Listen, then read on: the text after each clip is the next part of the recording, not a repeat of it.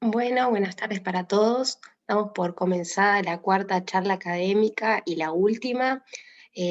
Hoy el profesor que expone es el señor doctor Juan Dapueto, que nos va a traer la charla de COVID-19 y salud mental, que va a abordar temas como cómo afectó el aislamiento durante la pandemia, según diferentes rangos etarios, depresión, otras condiciones y patologías.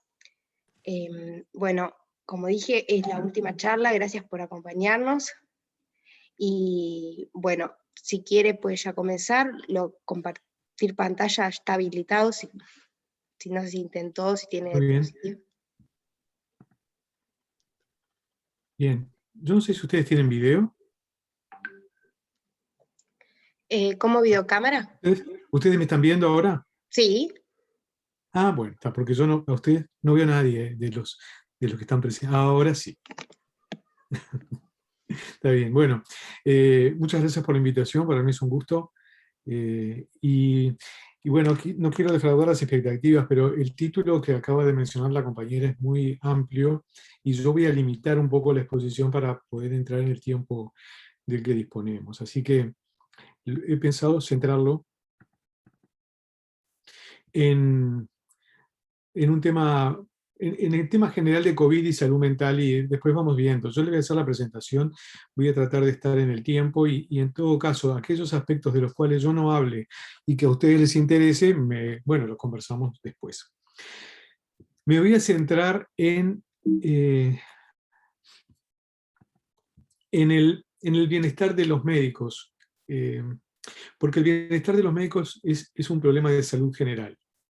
A veces cuando uno habla de centrarse en el bienestar de los médicos y de las médicas, la gente dice, bueno, pero entonces ustedes se consideran un grupo privilegiado que necesita una consideración especial, hacen sus problemas de salud, etc.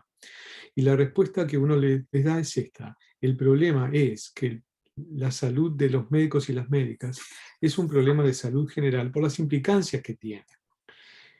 Eh, Porque como vamos a ver, o como yo les voy a proponer, el hecho de tener un médico o una médica enfermo o con una discapacidad va a poner en riesgo al paciente, va a hacer que ese profesional no esté cumpliendo adecuadamente con su rol profesional, con su desempeño, va a afectar y eso va a terminar afectando la calidad global de la atención, y eso es un poco el planteo general.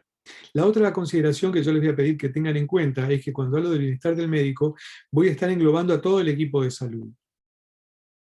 No sé si hay presentes personas que no son estudiantes de medicina, que no son estudiantes de la carrera de doctor en medicina. Quizás haya alguien de la escuela de parteras o alguien de las escuelas de tecnología. ¿Hay presentes?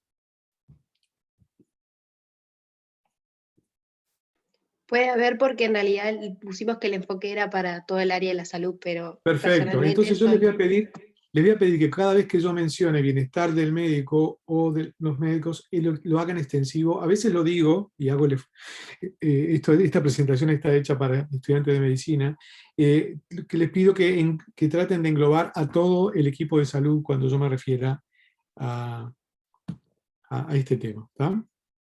Bueno, muy bien. Hechas estas consideraciones, vamos a hablar un poco de la situación antes de la pandemia para que ustedes vean el cambio.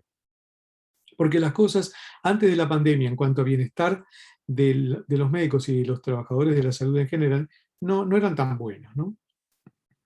Por ejemplo, en esta investigación que se hizo en el 2012, una encuesta nacional en Estados Unidos, sobre burnout es desgaste laboral, eh, para definirlo rápidamente, el desgaste laboral se mide en tres dimensiones: agotamiento emocional, distanciamiento interpersonal y baja realización personal. Esto es, agotamiento emocional es algo bastante parecido a la depresión, pero que no llega a ser una depresión. El distanciamiento interpersonal es el enfriamiento en el vínculo médico-paciente, eso que podemos llamar cinismo, de, bueno, ya no me importa tanto, eh, trabajo en piloto automático, que es un comentario que uno a veces escucha por ahí, ¿no? El enfriamiento de la relación asistencial, y baja realización personal en cuanto a la satisfacción que uno tiene con la tarea. Estas son las tres dimensiones que se miden. El resultado fue que encuestados un número muy importante de médicos, el porcentaje de desgaste laboral varía según las especialidades, pero en algunas especialidades llega a ser casi 70% en medicina de emergencia, en medicina interna, más de 60%, neurología, medicina familiar, ¿no? La media es 43%, más o menos, 45%. Esto quiere decir que prácticamente la mitad de los médicos encuestados tenían afectadas alguna de estas tres dimensiones que componen el desgaste laboral. Las dos especialidades menos afectadas igualmente tienen un tercio que reportan algún tipo de burnout, son dermatología y medicina ocupacional. Y acá yo hago un chiste muy reiterado, y es, no en vano, los dos últimos decanos que hemos tenido en la facultad han sido uno especialista en medicina laboral y el otro actualmente dermatólogo. O sea que por eso se animan a asumir esta responsabilidad. Y se afectan las tres áreas. ¿Tá? El desgaste emocional, fíjense, 53% a 57%. Despersonalización, que es esto del distanciamiento interpersonal, 41-44%. Y la realización personal es la dimensión que menos se afecta. O sea, lo último que se afecta en los profesionales de la salud y en los médicos en particular es la satisfacción con la tarea. O sea, a pesar de todo, se sienten satisfechos con la tarea que están cumpliendo. ¿Qué pasa en nuestro país? Tenemos varias encuestas hechas. Esta es del grupo de Mabel Goni, profesora de Medicina del Hospital Pasteur. En alguna de las dimensiones afectadas, 33% afectación de agotamiento emocional, 50% endurecimiento, distanciamiento interpersonal y 36% baja realización personal. O sea que ustedes ven que más o menos los datos coinciden con el contexto general. En los residentes de anestesia es similar, 38 a 42% según la dimensión que se mida. Los anestesiólogos están menos satisfechos con la realización personal. Y datos indirectos, esto es una encuesta del Colegio Médico del año 2016, dice que los 42 más 4% consideran que la profesión afecta su vida familiar muy negativamente o negativamente. 46% que afecta negativamente o muy negativamente, y no hay mayor diferencia entre los varones y las mujeres en Montevideo del Interior y en las edades. Siempre ustedes van a ver que en esto los mayores son los que están menos afectados. Quizás, bueno, podríamos hacer hipótesis de por qué. Y acá dice, tomando en cuenta, diría que el desempeño de la profesión es lo que usted había esperado cuando empezó a estudiar, y esto los involucra a ustedes, porque ustedes son estudiantes, y entonces, para que vean qué puede pasar con esta vocación que ustedes tienen en este momento, y con las expectativas que ustedes tienen, bueno, lo que pasa es que hay un porcentaje importante de médicos y de médicas que consideran que la profesión no es lo que esperaban. Y en esto tampoco hay mayor diferencia. Sin embargo, esta diapositiva no la puse, es una lástima. La siguiente diapositiva que yo tendría que mostrarles es que cuando le preguntan, ¿usted volvería a elegir medicina como profesión? La enorme mayoría, casi totalidad, dicen que volverían a elegir la medicina como profesión. O sea, que no duden de su vocación y prepárense porque las cosas no van a ser como las soñaron, pero eso no quiere decir que ustedes van a sentirse frustrados de la elección de carrera, de profesión que eligieron. ¿Me van siguiendo? Sí, perfecto. Sí, re bien. Bueno, si hay algún comentario, háganlo llegar antes, ¿no? Yo no veo el chat acá, pero si alguno de los que están siguiendo ven el chat, me hacen llegar cualquier comentario, así lo hacemos más interactivo. No hay preguntas por ahora, profesor, solo compañeros que dijeron que eran de otras carreras. Perfecto, bárbaro, muy bien. ¿De qué carreras? Obstetra partera y residente de psiquiatría pediátrica. Bárbaro. Bueno, residente porque ya ha graduado, perfecto. Ustedes van a ver que el problema de la salud mental de los médicos es un tema que preocupa. No tenemos datos directos, pero sigo presentando datos indirectos. Y, por ejemplo, las certificaciones por problemas de salud mental de los médicos son el 6% de las certificaciones de CASEMED, que es uno de los seguros médicos. La otra cosa es que vienen en aumento las certificaciones por problemas de salud mental. En los últimos años seguramente esto ha seguido aumentando. Pero la otra cosa que tenemos que estar atentos, y esto nos involucra a todos, a ustedes desde la posición que ocupan en la carrera y a todos, los docentes y los egresados, es que aumentan las certificaciones en los más jóvenes, en los que tienen 30 a 39 y en los que tienen de 40 a 49. Ustedes me dirán, bueno, esto no quiere decir que estén más enfermos. No, quizás se certifican más porque están más atentos a los problemas y consultan más y por lo tanto se certifican más, lo cual sería un dato positivo, ¿verdad? O sea, no es que aumente la patología mental entre los médicos, sino que estamos más afines a consultar y por lo tanto tenemos más certificaciones. De todas maneras, hay una carga importante en las certificaciones que cuando miramos los días, yo les decía que son el 6% de todas las certificaciones, pero cuando miramos los días, las certificaciones por salud mental son de casi 11% de los días de certificación. Hay otros datos que preocupan también y a los cuales tenemos que estar muy atentos desde temprano en la carrera, y es que los médicos tenemos una predisposición a las adicciones, sobre todo con drogas legales, con fármacos. Quizás tengamos menos prevalencia de adicciones por drogas ilícitas, pero sí tenemos más por drogas legales, por fármacos, por el acceso que tenemos a los fármacos, ¿verdad? Y además tenemos una prevalencia nada despreciable de problemas de alcoholismo. Esto es una encuesta ya antigua, que tiene 20 años, tendríamos que haberla repetido muchas veces, pero no fue posible. El 13% de los anestesiólogos y el 7% de los internistas tenían un consumo problemático de alcohol.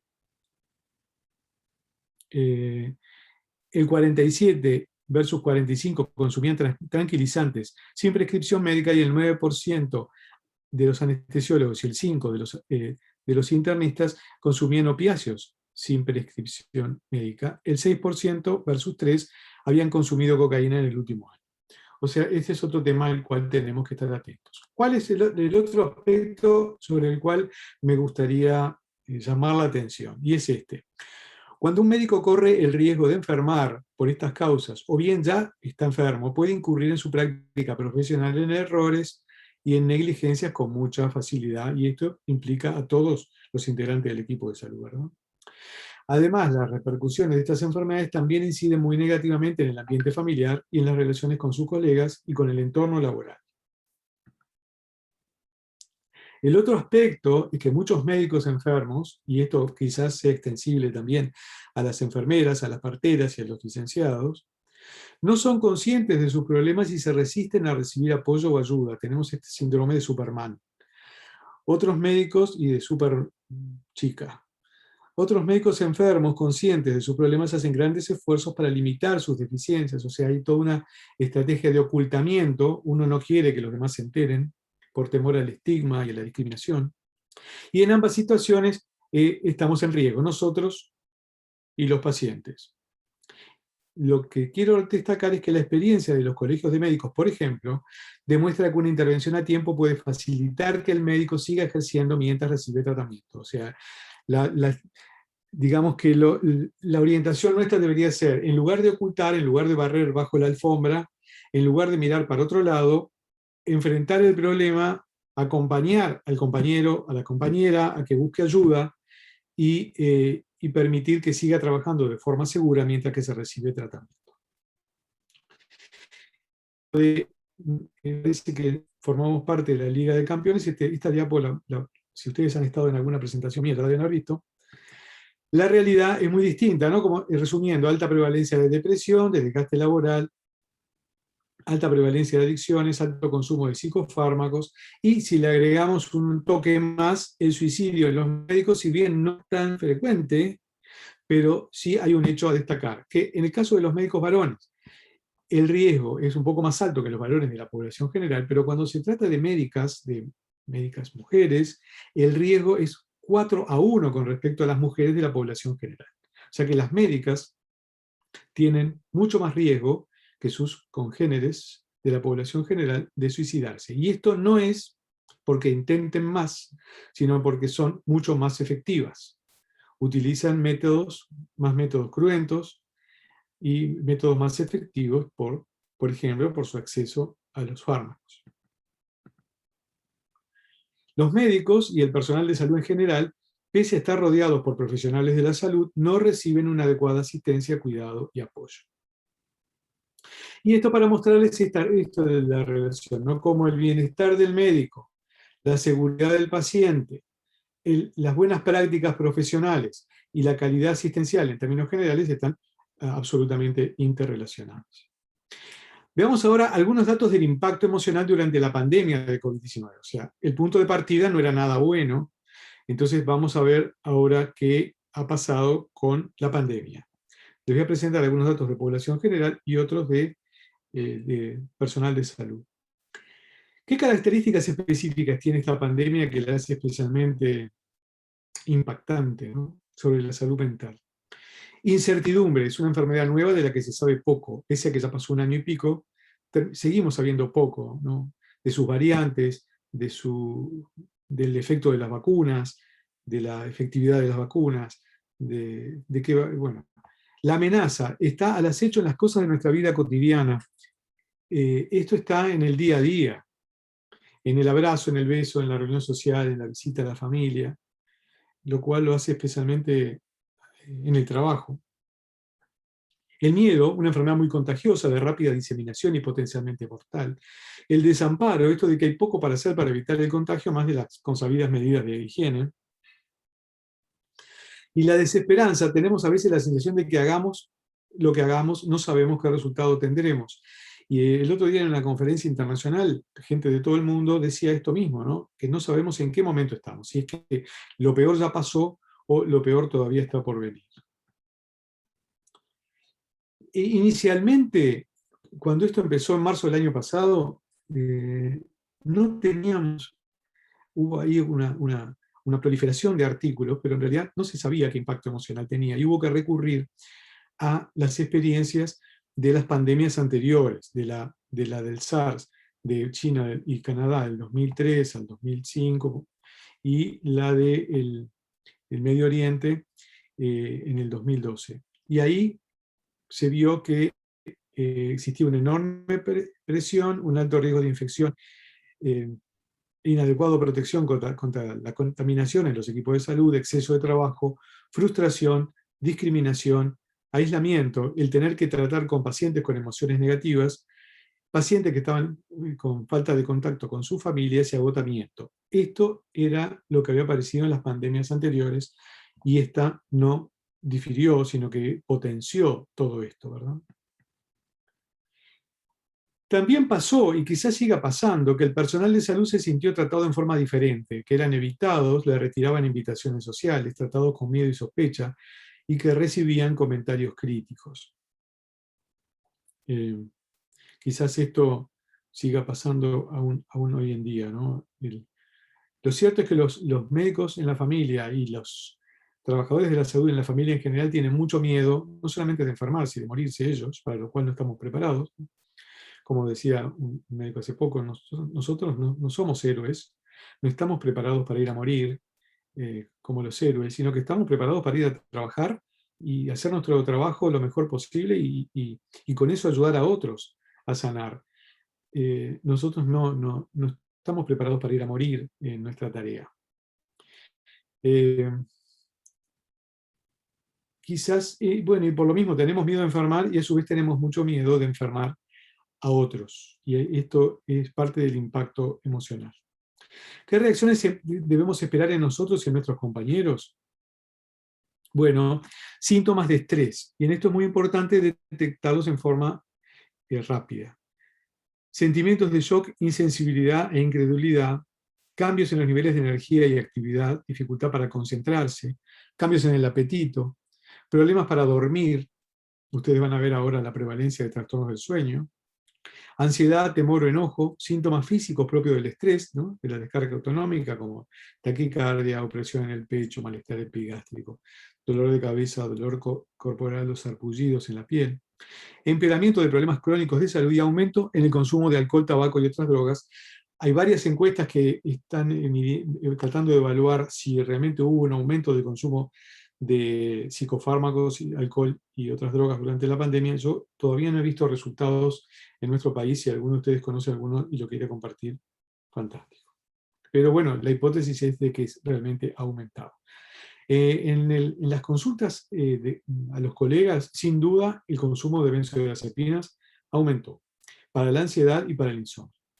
Otras sustancias, no les puedo decir. Prevalencia de trastornos mentales en la población general. Esto es una cosa, es de invasión. Ustedes van a ver que hay 3.000 encuestas, todas con técnicas de muestreo diferentes, con instrumentos diferentes y en países diferentes. Entonces es muy difícil sistematizar la información sobre el impacto de la pandemia en la población general. Pero bueno, fueron encuestadas 52.730 personas de 36 provincias de China. Entonces, a mí me parece, y esto fue muy inicialmente, en febrero del 2020, ¿no? Casi el 35% de los encuestados experimentaron algún tipo de distrés psicológico, que fue leve en 30% y severo en 5%.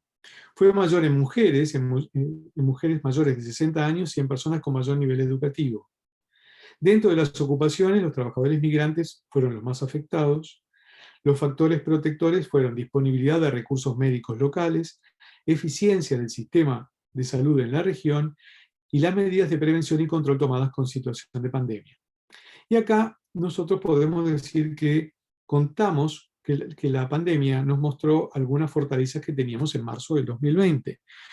Por ejemplo, la fortaleza del Sistema Nacional Integrado de Salud. Si alguien tenía dudas, bueno, realmente el sistema funcionó muy bien en el primer nivel de atención, que es precisamente una de las fortalezas del sistema, y además mundialmente se reconoció que aquellos países que tenían niveles de atención primaria más desarrollados y sistemas nacionales de salud pública desempeñaron mucho mejor en la pandemia con respecto a países que tenían la medicina privatizada o centrada en los niveles, en el segundo o en el tercer nivel.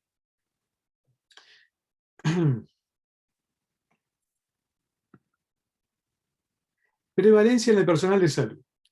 Esta encuesta incluyó 1.257 trabajadores sanitarios. Y bueno, hace poco revisé una de España y las cifras son más o menos las mismas. La prevalencia oscila entre 34% que reportaron insomnio y 50% que reportaron síntomas de depresión. Esto no quiere decir que la mitad del personal de salud estuviera deprimido, ¿no? Ojo, porque en esto es importante, ¿no? Síntomas de depresión no quiere decir trastorno depresivo. Las mujeres informaron puntuaciones más graves en las 4 categorías y las enfermeras también informaron puntuaciones más severas que los médicos y las médicas. En general, esto siempre es así. Las mujeres siempre reportan puntajes más altos en trastornos mentales, y esto no es porque tengan más prevalencia de trastornos mentales, sino porque tienen mucho más autoconocimiento de sus problemas de salud mental, mientras que los varones tienden a ser más negadores de los problemas de salud mental. Se hablaba de la cuarentena. ¿Qué efecto tuvo la cuarentena? Fíjense que este trabajo analizó cuarentenas que eran de 10 días, el SARS del 2003. Nosotros para arrancar estamos con cuarentenas de 15 días. Ahora, pero cuando esto empezó el año pasado, la restricción a la movilidad, lo que podemos llamar nuestra cuarentena, duró prácticamente 2 meses. O sea que se empezó el 13 de marzo y se empezó a retomar la vida más o menos normal a mediados de junio. Y bueno, y hay otros países que tuvieron cuarentenas muchísimo más prolongadas. ¿Cuál es el efecto de estas cuarentenas prolongadas? Es desconocido aún. No se sabe cuál es el efecto. Lo que sí uno piensa es que hay agotamiento, desapego de los demás se está hablando mucho del impacto en los niños, por ejemplo.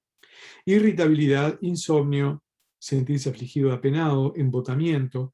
Quizás todos nosotros hemos tenido algunos de estos malestares durante este año, ¿verdad? Renuencia a volver al trabajo o consideración de renuncia, y esto ha pasado mucho en médicos ya más cercanos a la jubilación, que médicos en la cincuentena o de 60 años, que realmente se cuestionan si quieren volver a trabajar. Deterioro en el desempeño laboral, ansiedad al tratar pacientes febriles, sentirse confundido, mucho más propensos a pensar que tenían SARS y a preocuparse por infectar a otros, ¿no? En este caso sería COVID. Esta sensación de confusión la decía alguien el otro día, una enfermera que está trabajando en área COVID, que hay momentos del día que no sabe ni dónde está ni realmente qué está haciendo. Es como circula de una manera automática haciendo tareas, pero es tal el agotamiento que no tiene que ver con la cuarentena, sino con el trabajo con pacientes, pero como mencionó acá confundido, ya se los digo.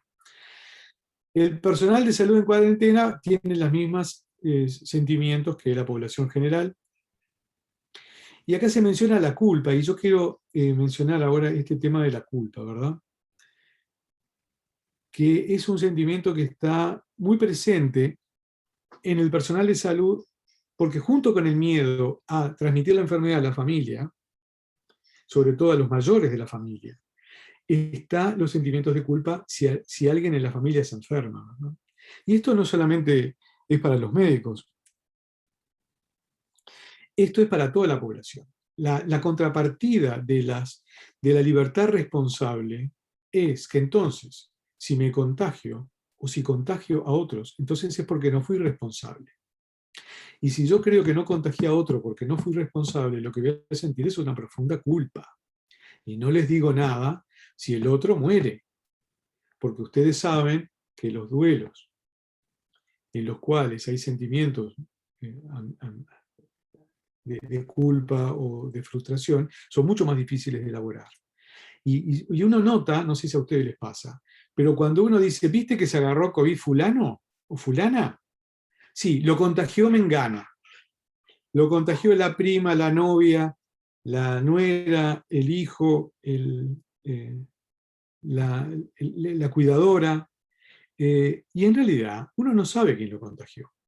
Pero después que se instala esa idea en la familia, es muy difícil que eso se saque, y el riesgo es que quede para toda la historia familiar que el abuelito se murió porque el nieto adolescente fue a una fiesta con los amigos. ¿Me van siguiendo? Sí, totalmente. Sí. Bien. Entonces hay que ser cuidadoso con esto de que esto es una enfermedad de irresponsables, porque hay circulación comunitaria del virus y porque la vida además no puede parar. Se pueden parar actividades, pero la vida no se puede parar, y uno, el grupo de aspectos sociales y psicológicos del GACH, está el profesor Bernardi. Justamente estaba preocupadísimo por qué pasa con los adolescentes, ¿verdad? Tenemos que, dentro del cuidado general que todos tenemos que tener, de la restricción de la movilidad, y tenemos que pensar en ciertos grupos vulnerables. Los mayores son muy vulnerables porque a los 80 años, quizás este año fue el último, no quedan otros nuevos años para esa persona, porque ya sabemos que la probabilidad de llegar a los 82, habiendo llegado a los 81, es baja. Y en el otro extremo, lo que se decía es que se tiene 15 años una sola vez en la vida. Y lo que no se hizo a los 15, a los 16 o a los 17 no se va a volver a hacer. Entonces, tenemos que tener cierta consideración con algunos grupos especialmente vulnerables, y con las medidas que tomamos. Bueno, efectos a mediano y largo plazo todavía hay más dudas. Parece que muchos que enfrentan la amenaza del COVID en todo el mundo sienten que los datos no se ajustan a lo que saben de afrontamientos anteriores, de esfuerzos anteriores. O sea, en el largo o mediano plazo la duda es si las formas que tuvimos de afrontar situaciones de estrés previos nos están ayudando en esta vez. Y cuánto tenemos que seguir aprendiendo de cómo afrontar estas situaciones de crisis. Esto es una comparación que hicieron entre los trabajadores de la primera y la segunda línea. Enfermeras que trabajaban en la primera línea versus las que trabajaban en la segunda línea. Y la hipótesis inicial era que las de la primera línea iban a tener un mayor impacto emocional que las de la segunda línea. Para hacérselos corto, no fue así. Las de las primeras líneas tuvieron menos respuestas fisiológicas, menos respuestas psicológicas, menos respuestas conductuales, menos respuestas emocionales, menos respuestas cognitivas y menos creencias, afectación de las creencias de la vida, que las que no estaban en la primera línea. Y entonces ellos utilizan este concepto de trauma indirecto, de trauma vicario. ¿Y esto qué significa? Que las enfermeras de la primera línea podrían, hipótesis, ¿verdad? Se seleccionan voluntariamente y tienen mayor preparación psicológica, tienen más experiencia laboral que las enfermeras que no están en la primera línea, y a su vez usan el concepto de traumatización indirecta, y es que deriva de la simpatía que uno tiene con aquellos que están en la primera línea. Entonces, los que están en la segunda línea sufren el impacto emocional, pero a su vez sufren por lo que están viviendo los que están en la primera línea. Esto se llama trauma vicario, y es algo que viene del ámbito de la psicoterapia, y es el impacto emocional que tienen sobre los psicoterapeutas las experiencias de los pacientes. Entonces, uno tiene, y hablando con psicoterapeutas, con psicólogos y psiquiatras en esta época, todos están quejándose de que encima que están viviendo esto mismo, esto del aislamiento, de estar encerrado en un cuarto, de no tener contacto con amigos, a su vez tienen que estar escuchando esto todo el tiempo de sus pacientes.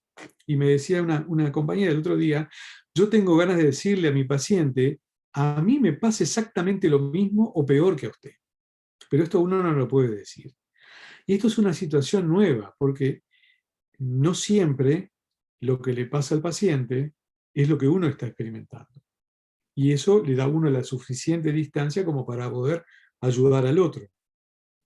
Y acá todos estamos metidos en la misma burbuja. En el mismo baile, digamos. Para no utilizar la metáfora de la burbuja tan usada en este tiempo.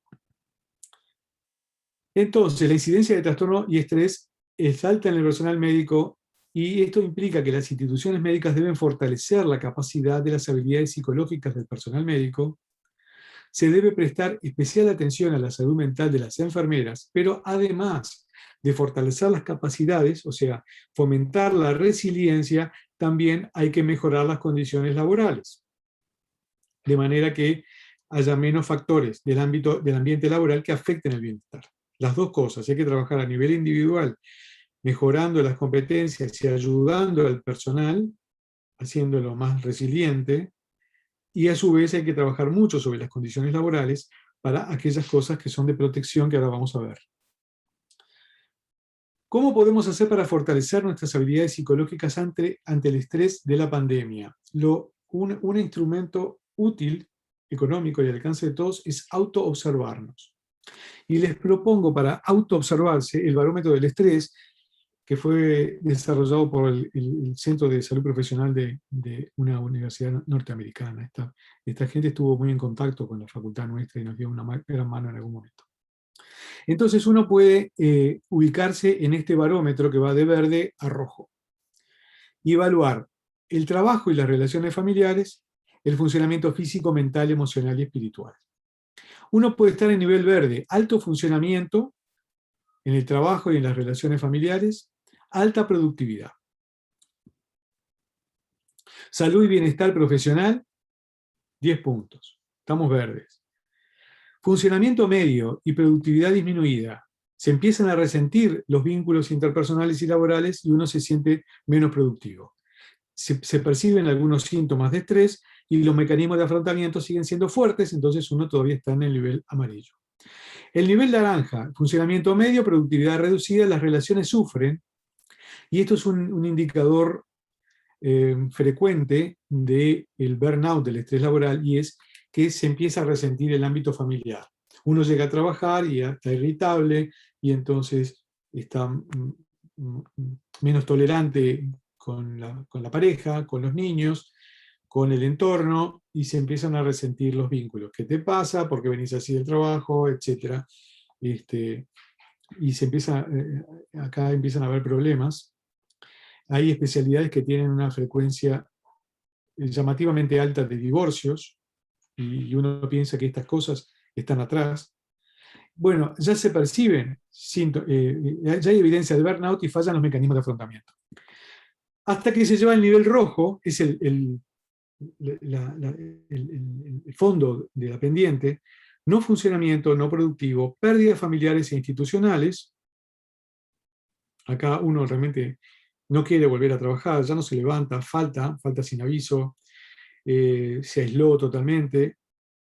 Riesgo de problemas de salud mental y suicidio, consumo de sustancias, alcohol, otras drogas, en fin. Y falla total de los mecanismos de afrontamiento. Esto deberíamos llevarlo dobladito en el bolsillo, en la cartera de la dama y en el bolsillo del caballero, como dicen. Y mirarlo todos los días o cada semana y ver en qué lugar estamos, para evitar caer en la pendiente y detectar los síntomas precoces de esto, ¿verdad? Y también tenemos que mirar para el costado y detectarlo cuando está en un compañero o una compañera. Bueno, y ver cómo podemos hacer para ayudarlo. Ya los invito a una teleclínica ECO que se va a hacer el martes a las 10:30, que es justamente sobre el bienestar del personal de salud, y la situación clínica que se va a proponer tiene que ver con esto. ¿Qué hacer con alguien que está quemado, que está en el nivel rojo? Bueno, seamos empáticos con nuestro propio malestar y sufrimiento, y la palabra que está ahora en boga es autocompasión. Las cosas que uno ha aprendido en la vida, ¿no? Hace unos años esta palabra imposible de ser usada, ¿no? Pero ahora se habla mucho esto de la compasión, no en el sentido de la piedad, de tenerle pena a alguien, sino el hecho de ser compasivos, de entender, de estar con el sufrimiento del otro. La empatía es más como la comprensión racional de lo que el otro le está pasando. La compasión es como sentirlo en carne propia lo que el otro está sufriendo y hacer algo para aliviarlo. Pero entonces lo primero que tenemos que hacer es ser autocompasivos. O sea, sentarnos con nosotros mismos y ver yo y mis miedos, aprovechando para conocernos mejor. Yo soy una parte de vos, conociéndome, te estás conociendo.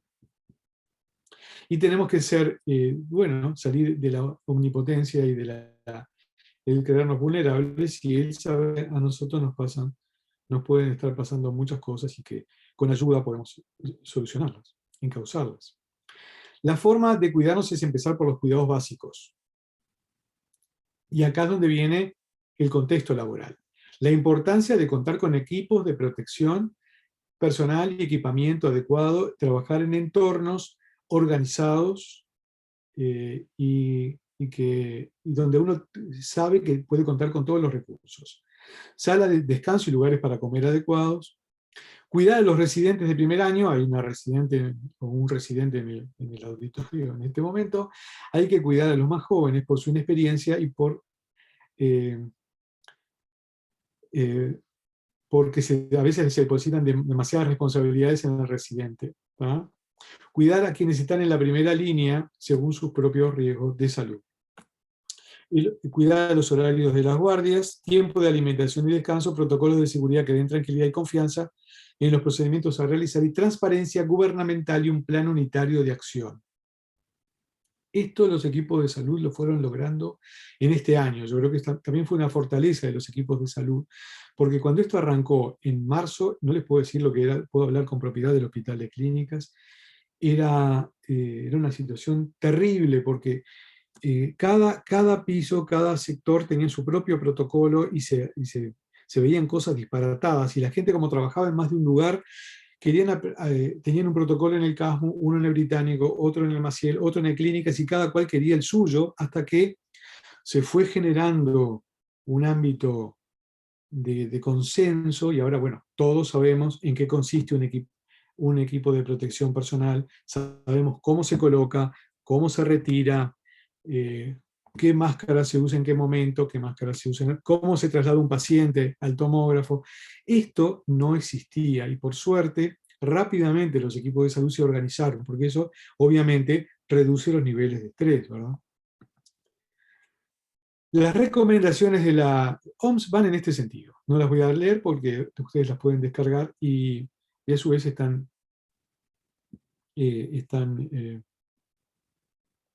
pero menciono esta, ¿no?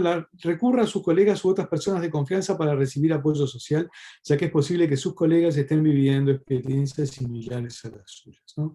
O sea, fomentar el sentido de solidaridad entre nosotros, dentro del equipo de salud. ¿Qué está haciendo desde el BienPro? El BienPro es el programa de bienestar del Colegio Médico, que tengo el gusto de coordinar. Hay un servicio de teleasistencia, esto está dirigido a los médicos que son colegiados, que son todos los médicos del país, más los internos.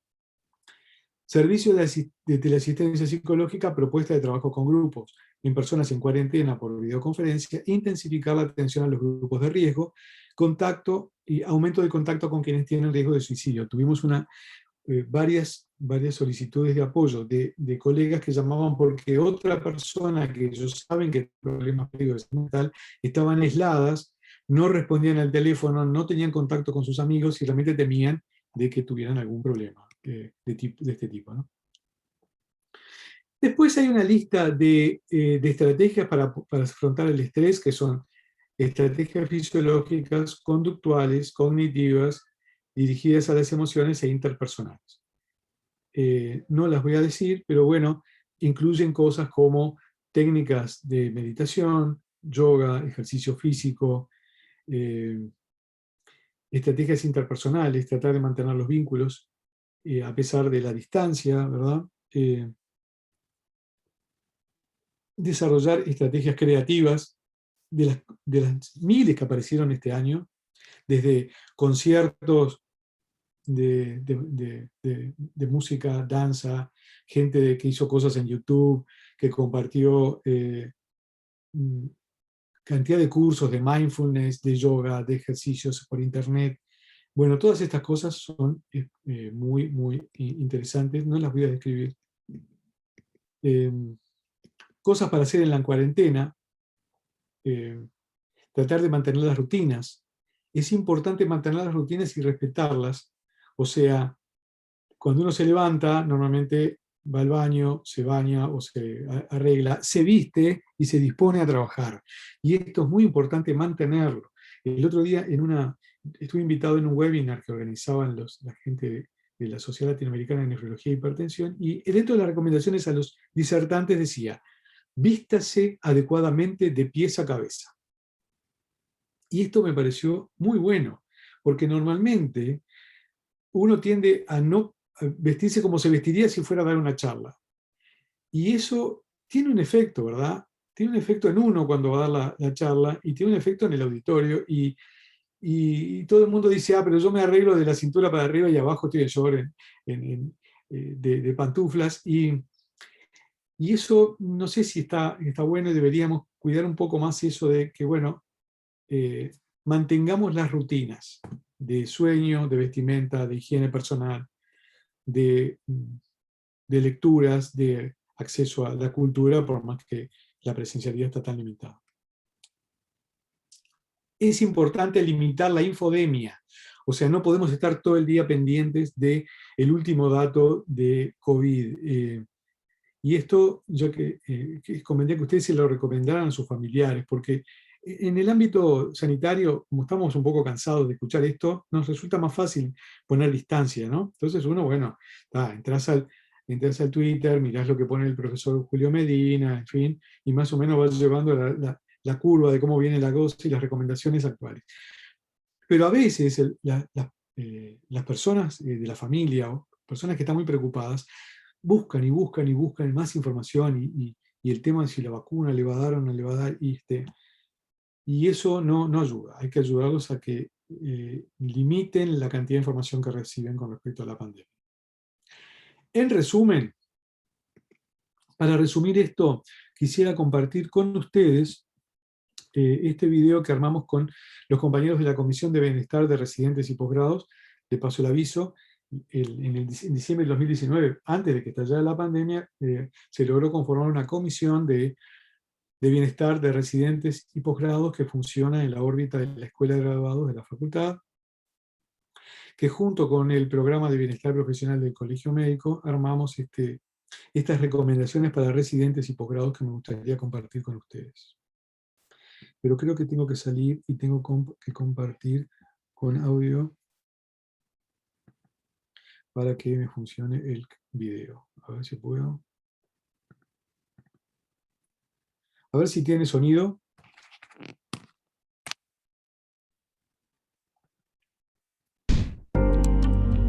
No. Sí, se escucha. ¿Me escucha? Sí, se escucha. No, Se es escucha. nuevo.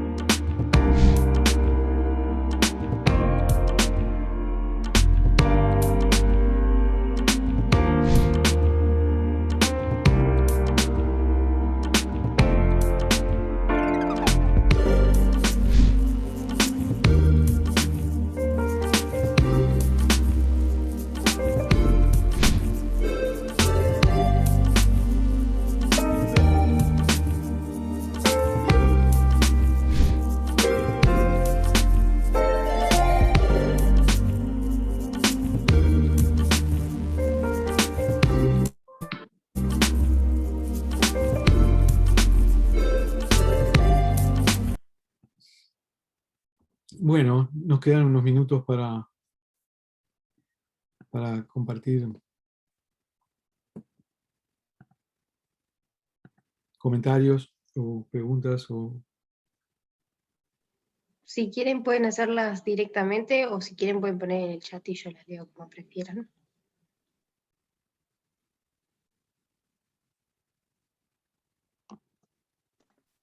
No sé, yo solo quiero decir que me parece sumamente interesante el tema y re importante tenerlo en cuenta, porque sí, o sea, si vos no te cuidás como médico, no sé, o sea, yo no entiendo cómo podés llegar a cuidar a otra persona si no te cuidas a vos mismo, si no estás en las condiciones tipo de descanso, o sea, no creo que puedas vos hacer bien lo que tenés que hacer. Y tal, nada, me parece re importante. Romina, esto que tú decís así con tanta sencillez y tanta claridad, no sabés lo difícil que es cuando la gente entra en la dinámica de trabajo. Me imagino, sí. Lo difícil que es que paren, tomen distancia, tomen nota de lo que sucede y sigan. Uno lo ve en Lo las que- películas, a eso que comentaba, como que en las series o en las películas, uno que está por fuera ve como que la persona se está sobrecargando, está excediendo sus límites, y después cuando capaz que en la vida real uno lo está viviendo, no se da cuenta y no, como que no hace la autocrítica y dice, tengo un punto, tengo un límite, como que es difícil. Y yo, por ejemplo, lo pensaba más para otros países que vivían esta situación, como países que tenían muchísimas más personas, o no sé, Estados Unidos, que siempre fue el típico que los médicos se medican y tienen como abusos de ciertas sustancias. No, no. Eso porque ellos hacen los artículos y hacen las películas. Pero Claro. no, mira, es notable, no quiero irme del tema. No, acá es la misma película, ¿eh? Los médicos norteamericanos en este momento enfrentan dos desafíos muy grandes que nosotros todavía no tenemos y que tenemos que preservar. Uno, tienen un sistema de salud espantoso, que no responde, que es totalmente inequitativo, con acceso muy difícil y y muy difícil de modificar. Y lo segundo es que tienen un exceso de tarea administrativa con la historia clínica que los ha puesto realmente al borde de la locura. Nosotros no tenemos eso, tenemos que preservarlo para no entrar en eso, pero los problemas los tenemos igual. Y es notable, cuando uno va a un encuentro internacional de bienestar médico, que los hay, es notable las similitudes de los padecimientos, digamos, de los médicos en el mundo y del personal de salud en el mundo, porque las vivencias son tremendamente parecidas, ¿no? Uno habla con la gente de España, con la gente de países, yo qué sé, tan dispares como la India, y lo que ellos plantean es exactamente lo mismo que nosotros, agravado por las condiciones locales, ¿verdad? Pero es muy similar. Los médicos y la gente de la salud se parece mucho más entre sí en los países que a veces con sus propios compatriotas, porque compartimos muchos temas comunes. Sí, otras más preguntas, más comentarios. Hay una pregunta en el chat, la leo, que pusieron, creo que la pandemia generó una mayor toma de conciencia de salud mental. Quería preguntar si hay datos sobre aumento de consultas psicológicas o no ha variado. Bueno, estoy completamente de acuerdo. Decir que la pandemia nos trajo cosas positivas es una locura, ¿no? Pero decir que hemos aprendido lecciones, yo creo que es sabio. Y más vale que las lecciones no nos olvidemos. Hemos aprendido lecciones en todas las áreas, ¿no? La importancia de los vínculos, la importancia de la familia, la importancia de los amigos.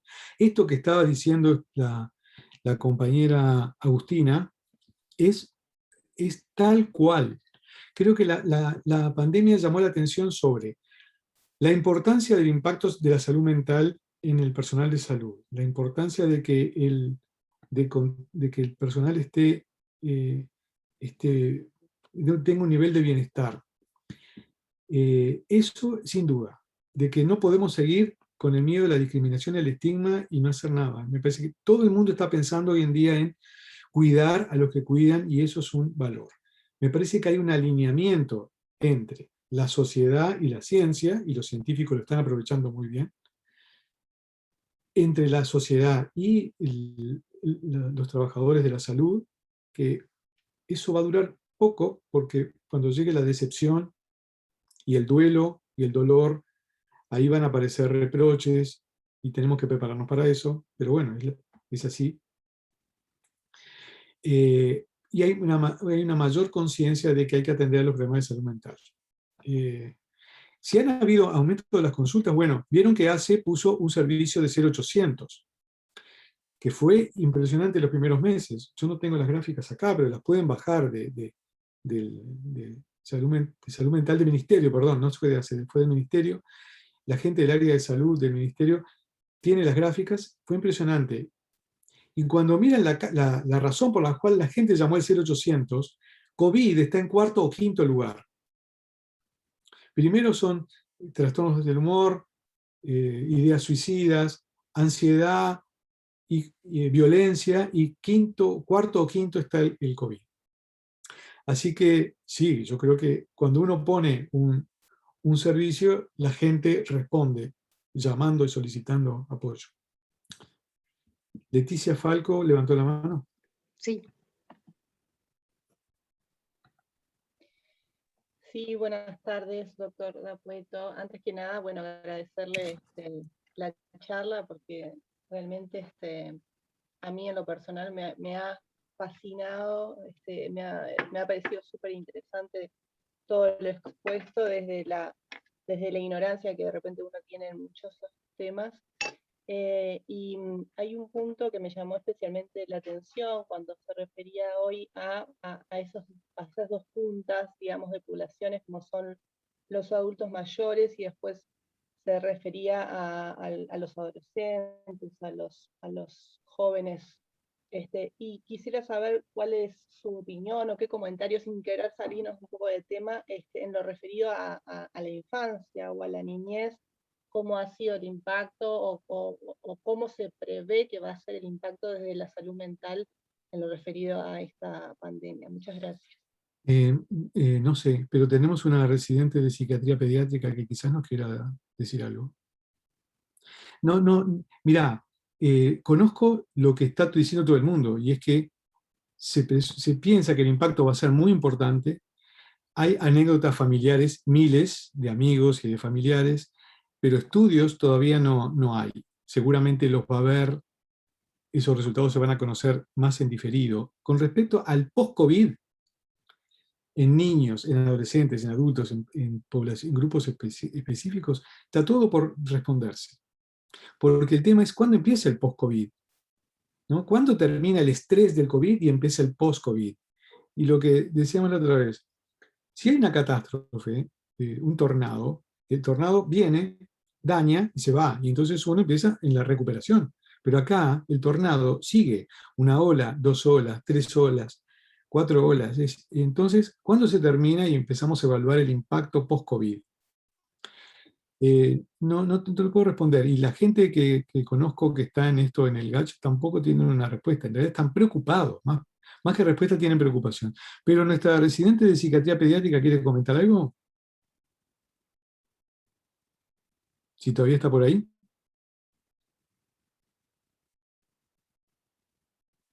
Se fue. Esto, en suma, Leticia, está para investigarse. Los docentes están muy preocupados y los psiquiatras infantiles están muy preocupados. El deterioro que ha habido en los niños con trastornos del espectro autista fue grave. Esto lo ha dicho la profesora Gabriela Garrido. Si les interesa específicamente este tema, hablen con ella. Para los niños con trastorno del espectro autista, esto fue funesto. Como fue inicialmente para los pacientes con trastornos psiquiátricos severos y persistentes. Claudia levantó la mano. Buenas, ¿qué tal? Quería centrar un poquito, que me pareció un tema re importante, bueno, primero agradecer, ¿no?, la charla, porque la verdad está muy interesante. Cuando hablabas de qué importante es meditar y mindfulness, me parece una herramienta súper importante. Yo el año pasado hice un curso de mindfulness y realmente creo que es algo que se tendría que difundir mucho más. Realmente te ayuda a lograr un equilibrio emocional que me parece que podríamos trabajar en eso también mismo para personas que están trabajando en la salud. Era como una acotación. Muy oportuna. Estaba buscando cosas y me perdí. Acá. Claudia, muy oportuna tu acotación. Para los que no están familiarizados con el término mindfulness, la traducción sería atención plena. Es una técnica de meditación y para la cual uno se entrena, que fue desarrollada en la Universidad de Massachusetts en los años, se viene trabajando de los años 70, pero se desarrolló como programa en los 90, y se vio que esta técnica mejoraba mucho el bienestar general de pacientes con enfermedades crónicas, hipertensión, diabetes, pero mejoraban los parámetros biológicos aplicando esta técnica. Entonces se empezó a hacer muy popular.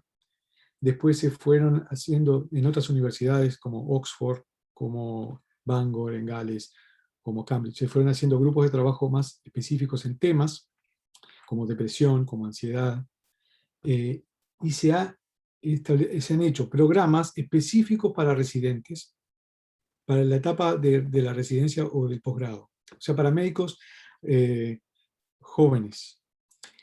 Si ustedes ponen mindfulness en PubMed, en un buscador, si ponen en Google van a encontrar 10.000 cosas, pero no todas son de calidad. Pero si lo ponen en algún buscador como PubMed, P-U-B-M-E-D, que es la biblioteca de medicina más grande del mundo, van a encontrar enorme cantidad de artículos que hablan sobre mindfulness y residentes de anestesia, mindfulness y residentes de familia, mindfulness y residentes de no sé qué, o mindfulness para médicos, no sé, intensivistas. Son programas cortos de 8 semanas, son módulos de 2 horas por semana durante 8 semanas, más un entrenamiento que uno tiene que hacer diario. Y en esas 8 semanas realmente se ve mejoría significativa. Y además uno aprende la técnica que después puede seguir utilizando en ejercicios tan breves como de 3 minutos a ejercicios de 40 minutos, 1 hora. Así que, bien interesante. Si hay alguien que le interesa esto, podemos conversar, podemos armar un curso, un taller, ¿no es? Un entrenamiento de mindfulness, por ejemplo, para estudiantes. Hay un grupo de Argentina que trabaja con residentes. Ahora una de las ventajas de esto es que todos manejamos lo online y se puede hacer perfectamente un taller de mindfulness online por Zoom. Así que bueno, si alguien está interesado, cuestión de ponerlo en marcha nomás. Hay un comentario y con una pregunta en el chat. Rosana Palese dice: buenas tardes a todos, soy médico rural y me pareció súper importante el tema y realmente es preocupante el tema de salud mental. Yo lo he visto a compañeros y sobre todo a mis pacientes adultos mayores que viven la soledad. Tremendo la soledad. Y quisiera preguntarle qué se puede hacer para estas personas mayores que me preocupa en un pueblo donde no existe nada de servicios sociales y recreativos. Muchas gracias.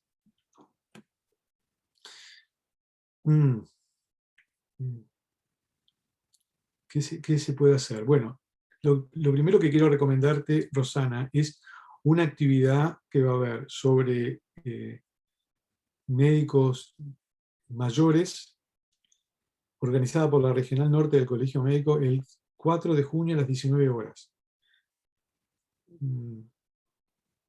Está al margen, porque el tema del envejecimiento es un tema muy importante. ¿Qué se puede hacer? Construir una red de alguna forma, se me ocurre, quizás con alguna trabajadora social, quizás con enfermeras,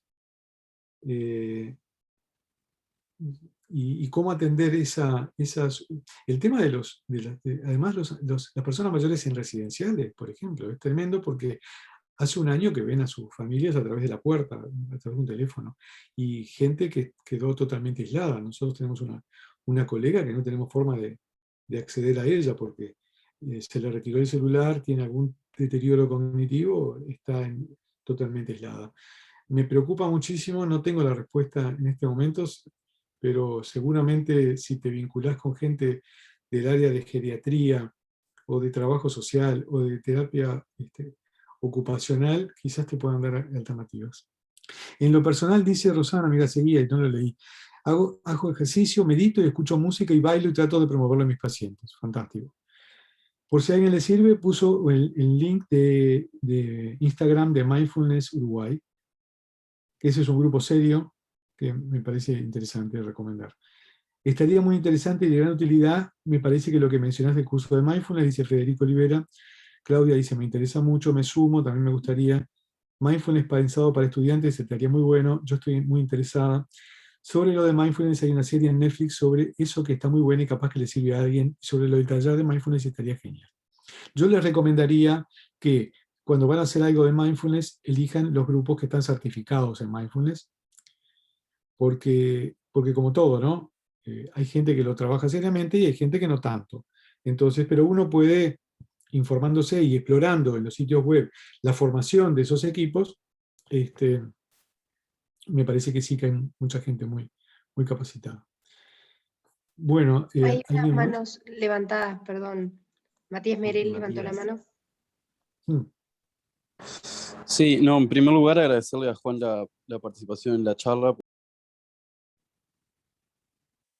Ahí, se me había silenciado. No, en primer lugar, agradecerle a Juan la instancia que estuvo muy buena, claramente. Y después un comentario que es algo que yo he venido hablando con compañeros de facultad y demás durante un tiempo, de que muchas veces en la carrera como que se hace énfasis en el cuidado de la salud mental de los pacientes y en el cuidado del trato de los pacientes y la empatía de los pacientes y todo el trato con el paciente. Pero no sé si se hace tanto énfasis en el trato que hay que tener, no solo con uno mismo, sino también con nuestros colegas y en la forma y la salud mental del propio personal de salud. Me parece que es como cierta falta, porque a veces la sensación que me queda es esa, que nos enfocamos tanto en el paciente que nos olvidamos de nosotros mismos, de las relaciones que tenemos nosotros con nuestros pares, con nosotros mismos en el sentido de si estás deprimido o si sentís algo o no sé, como que muchas veces decís, dejo eso de lado y sigo con lo que tengo que hacer porque tengo un paciente delante o lo que sea. Me parece que capaz en ese sentido la salud mental del propio personal de salud, que es un poco lo que Juan ya decía, a veces está un poco descuidada en la formación del propio personal de salud, que es algo que me parece atacar fuertemente porque los residentes, por ejemplo, tienen como un espacio, la comisión de residentes y eso, que creo que un poco de algunas cosas así intenta abarcar. Pero más allá de eso, creo que igual hay un problema en general en la formación de recursos humanos en salud, que es ese, entender que no es la relación solo con el paciente, sino con nuestros padres y también con nosotros mismos. Nada, era ese comentario. Sí, estoy de acuerdo. El tema es cómo incluir más cosas en el pregrado. En el pregrado se trabaja más la comunicación con el paciente. Hay alguna actividad, pero puntual, sobre bienestar. Te lo digo porque es el teórico que doy yo, que es muy parecido a esto, en la clase inaugural del CGI médico. Y el tema de relacionamiento en el equipo se trabaja más con los graduados. Se trabaja en educación médica continua, porque es una preocupación de los egresados. Entonces, en los cursos de educación médica continua se trabaja muy frecuentemente el tema de relación entre pacientes, y bueno, hubo todo un curso del SMU el año pasado, en plena pandemia, sobre este tema, ¿no? Pero estoy de acuerdo, todo lo que podamos hacer en esta dirección es bienvenido y vale la pena que ustedes ya lo vayan incorporando desde la etapa de la formación en la que están. Vamos a tener que ir cerrando, me parece. Sí, capaz que sí, si nadie más tiene preguntas. Si tienen 3 minutos, les enseño un ejercicio. ¿Cómo no?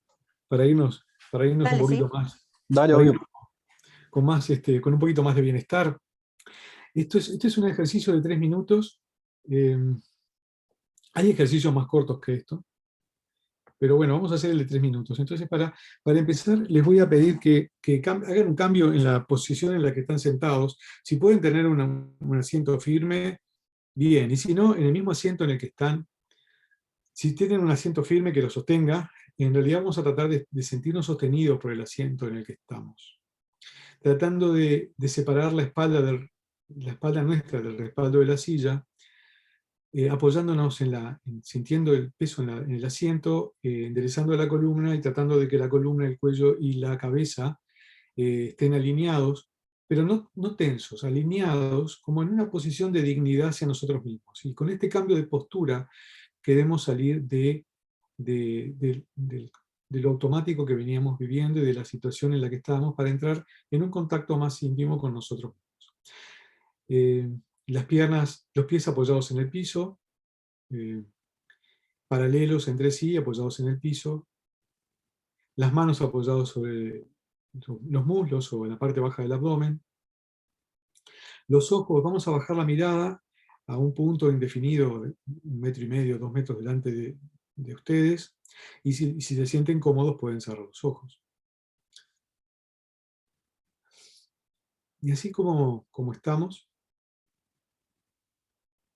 en esta posición vamos a explorar un poco cómo está nuestro clima interior. ¿Cómo están nuestros pensamientos? ¿Por dónde andan nuestros pensamientos? ¿En qué ¿En qué están nuestros pensamientos, nuestra mente ahora? ¿En qué están nuestras emociones? ¿Cómo nos estamos sintiendo en este momento? Sin tratar de cambiar nada. Simplemente tomando nota de dónde está nuestra mente, nuestros pensamientos, siempre cambiantes, y nuestras emociones. ¿Cómo nos estamos sintiendo nosotros en este momento? Quizás un poco ansioso, quizás alguna preocupación, quizás pensamientos de planificación, lo que tengo que hacer dentro de un rato, cosas que me quedaron de lo que estuvimos compartiendo antes.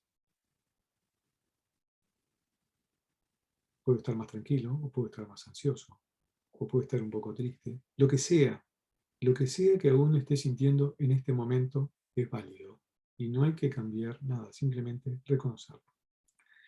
En un segundo momento, vamos a llevar la atención a la respiración. Allí donde la respiración sea más notoria para ustedes. Por ejemplo, en los movimientos de la respiración en el abdomen, sintiendo cómo la pared del abdomen se expande durante la inspiración y sintiendo cómo se aplana durante la expiración. Y para hacerlo más evidente podemos poner la mano en el ombligo para ayudarnos a centrar nuestra atención en eso, ¿no? En cómo el aire entra y expande el abdomen, y cómo sale y aplana. O si la respiración es más notoria en el pecho, está bien. Veamos cómo se levanta el pecho cuando uno inspira y se aplana cuando uno expira. O si el movimiento del aire es más notorio en la nariz, cuando el aire entra frío por la nariz, recorre la garganta, los bronquios, llena los pulmones y finalmente infla la barriga. Y cuando el aire sale en el sentido opuesto y sale por la nariz, más tibio. Y así dediquemos unos segundos a seguir focalizando nuestra atención en la respiración. Y si la atención se va a otros lugares, a pensamientos, a los ruidos del ambiente, no hay ningún problema. Eso es lo que la mente hace, distraernos, distraerse, producir. Simplemente, con amabilidad, pero con firmeza, traemos la atención nuevamente a los movimientos del abdomen durante la respiración.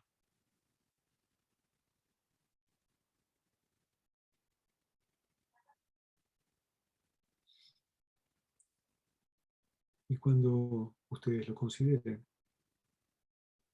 vamos a llevar la atención ahora. Vamos a expandir el foco de la atención para englobar a todo el cuerpo, como si todo el cuerpo estuviera respirando. Imaginando que el aire que inspiramos llega a todos los lugares del cuerpo, a los sitios donde el cuerpo se apoya en las superficies, la planta de los pies, donde apoyamos en el asiento, ¿no? Los muslos, los huesos de la cadera, los glúteos, las manos que se apoyan en los muslos, la expresión de la cara, la postura, sintiendo todo el cuerpo como una unidad y sintiendo que el aire nos está llegando a todo el cuerpo.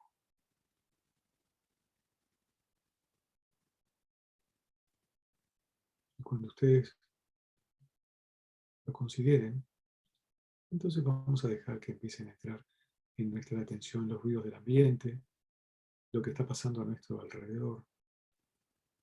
Y cuando les parezca, pueden abrir los ojos, llevando este momento de encuentro con ustedes mismos a los otros momentos del día.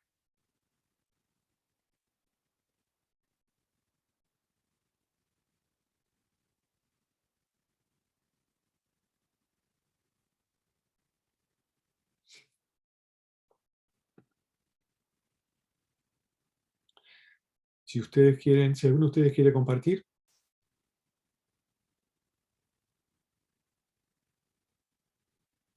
Algo de la experiencia.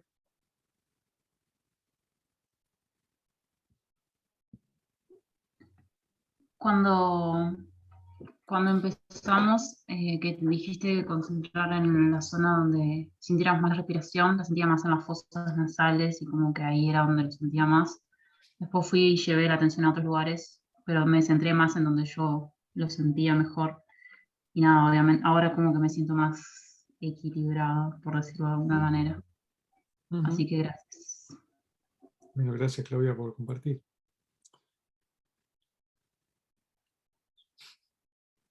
Bueno, esto es un ejercicio que uno puede hacer en varios momentos del día, porque es muy breve y porque se puede hacer en cualquier lado, ¿no?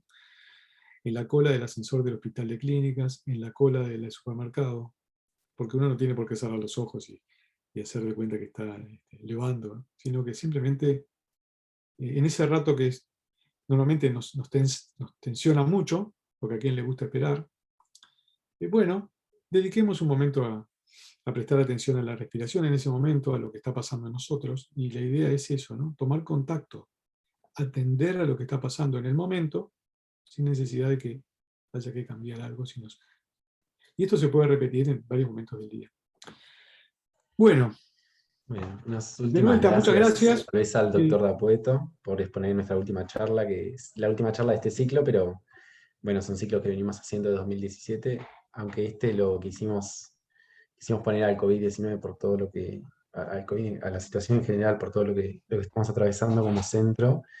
Y bueno, coincidimos discutiendo las charlas, discutiendo este ciclo que, bueno, no se alejaba de los dos objetivos que siempre tenemos, que uno es el aporte a la formación para los estudiantes de la salud respecto a temáticas que creo que nos trascienden a todos y que son importantes para nuestra formación. Y además, el segundo es poder mostrar a los estudiantes la calidad académica de los docentes que tenemos en nuestra facultad, muchas veces desconocida para la mayoría. Así que bueno, muchas gracias al doctor y muchas gracias a todos y nos vemos en el próximo ciclo. Bueno, que pasen muy bien. Chau, chau. Gracias. Chao, muchas gracias. Gracias. Muchas gracias. Chao, gracias.